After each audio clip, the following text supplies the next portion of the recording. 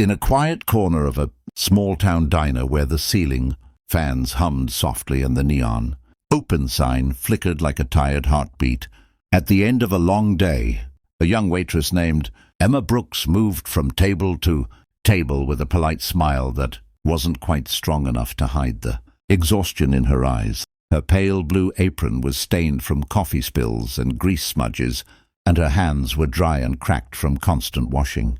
But still she carried herself with quiet grace, like someone who had learned long ago that surviving with dignity was its own kind of strength. She had been working double shifts for months now. Ever since her life had taken a turn she never saw coming.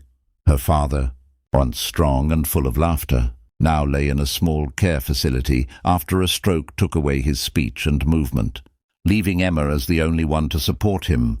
Her mother had passed when Emma was 14, and life had simply moved too fast for her to catch her breath again. Most of the town didn't know her story, but everyone judged her anyway, whispering that she was too quiet, too sad, too alone, too plain, too poor, yet not one of them ever wondered why. On this particular evening the diner was busier than usual, crowded with people returning from work, families looking for quick meals, and travelers stopping through the town. Emma moved efficiently, balancing plates, refilling coffee, offering soft thank yous and have a nice evenings. But the heaviness inside her felt sharper than usual.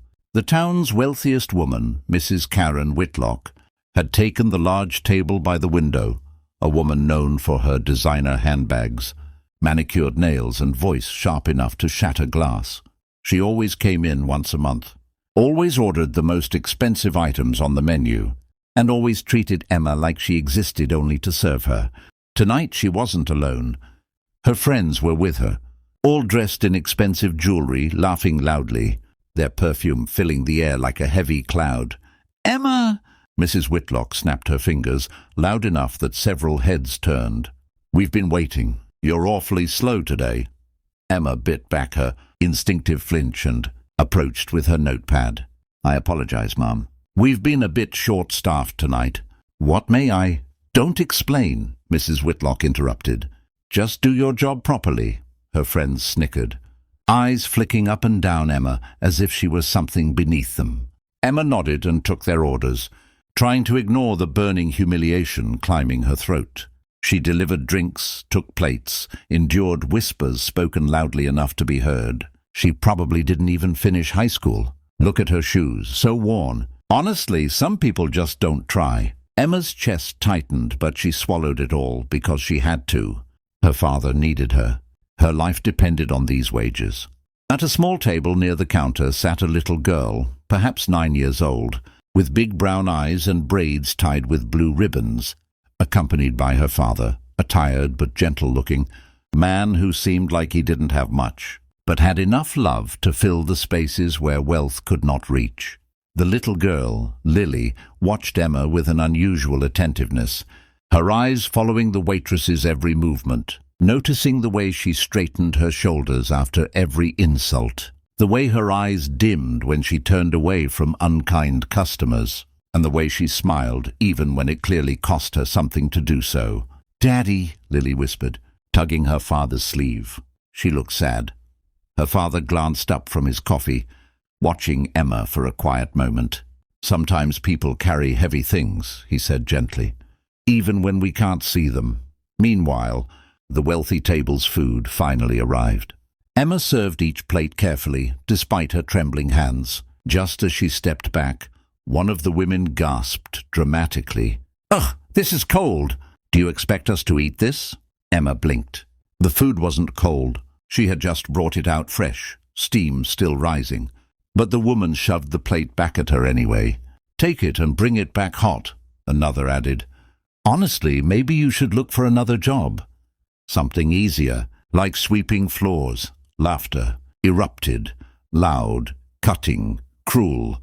The whole diner went silent. And Emma, with her head lowered and cheeks burning, whispered, "I'll fix it right away." As she turned, trying to keep her tears from falling, her hand slipped on a small puddle on the floor. The plate fell. It shattered. Food splattered across the tiles. Gasps filled the diner. For a moment, everything stopped. Mrs. Whitlock leaned back and smirked. "Of course," she said loudly. "What else could we expect from someone like her?" And the laughter came again, this time heavier, crueler, meaner. Emma knelt down to clean the mess. Her hands shook, her vision blurred.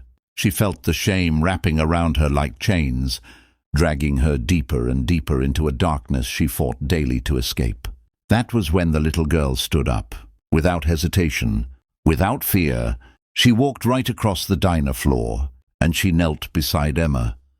And together, quietly, softly, kindly, Lily began helping her pick up the pieces. The diner hushed. No one moved. No one spoke. The contrast was too stark. Cruelty against compassion, arrogance against innocence, mockery against sincerity. Lily didn't look at Emma with pity. She looked at her with respect, with understanding beyond her years. "It's okay," Lily said gently, her small hand covering Emma's trembling one. "Everyone drops things sometimes, and, for the first time all day, Emma's tears finally fell." Emma tried to apologize as tears streaked her cheeks, but Lily only shook her head gently, her eyes warm and steady, almost as if she were the adult and Emma the child in need of reassurance. Her father, noticing the silence that had swept through the diner and the eyes of the room fixed upon the scene, stood up and walked over, kneeling on Emma's other side. Without a word, he began assisting them in cleaning the mess as well. The sight of the three of them working together, two strangers and a child, felt like something holy, something pure, something that didn't belong in the harshness of everyday life. And yet there it was. The people around watched, uncomfortable, guilty, unsure of how to react, now that the cruelty of the moment had been exposed under the soft light of compassion. Mrs. Whitlock scoffed loudly, trying to reclaim the room's attention. "Oh, please," she said, tossing her hair, "this is ridiculous. It's just spilled food. Honestly, people are so dramatic." But this time the room didn't laugh. Not a single person joined her. Her mask of superiority flickered. She shifted in her seat, suddenly aware that the power she always held in rooms like these was slipping. When the floor was clean again, Lily stood up, brushed off her knees, and looked straight at Mrs. Whitlock's table. Without anger, without shouting, just truth. "My mom used to work in a diner like this," she said softly, but every person could hear her. People were mean to her too. The room stilled again. Lily's father looked at her, his eyes filled with both surprise and pride. "She worked very hard," Lily continued. "She said some people think they are better just because they have more things. But she told me hard work makes someone beautiful, not money."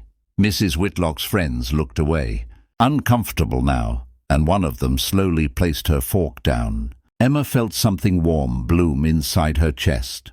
Something fragile but real. Someone saw her. Someone understood her. Lily turned back to Emma.